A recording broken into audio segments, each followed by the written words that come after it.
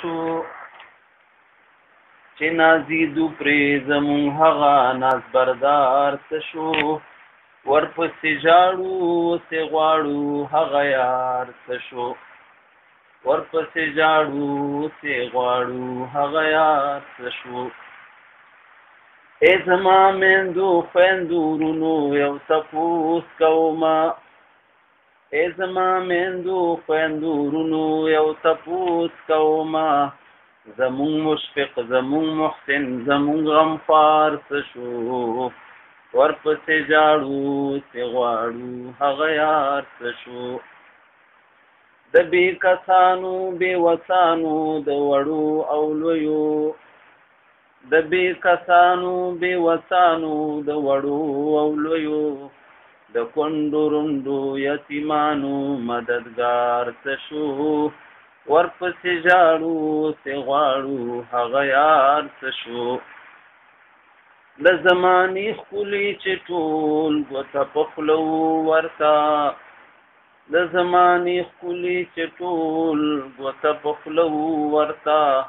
په ظاهري باطن حسندار څه شو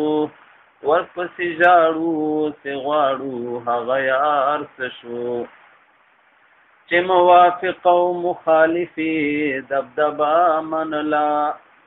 چې موافق او مخالفي دبدبه منله هغه یکتا د زمانې ډېر باوقار څه شو ورپسې ژاړو سې غواړو هغه یار څه شو چې هر چا ته ظاهري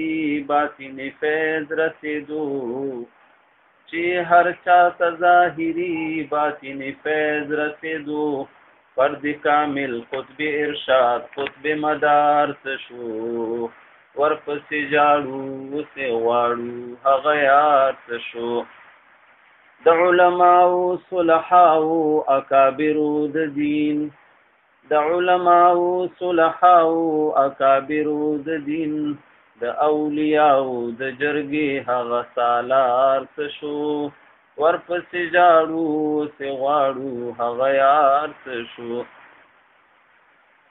چې په هیڅ چای مشقت او تکلیف نه و پرزو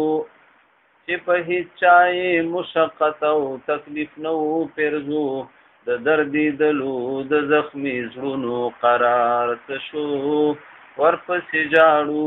سې غواړو هغه یار څه شو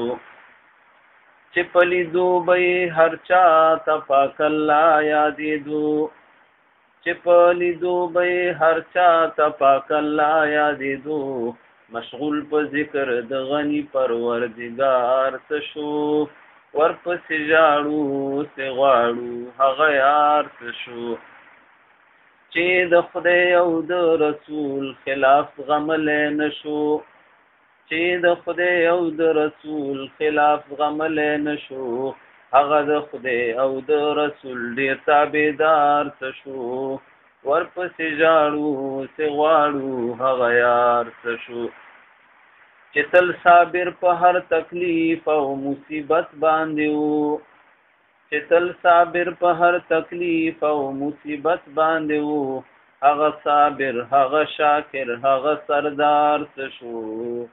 ورپسې ژاړو سې غواړو هغه یار څه شو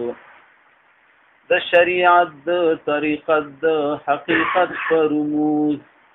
د شریعت د طریقت د حقیقت په رموز زیات د هر چا نه د دې لارې خبردار څه شو ورپسې ژاړو سې غواړو هغه یار څه شو چې د سینې نه یې د فیض بحر محیط روانو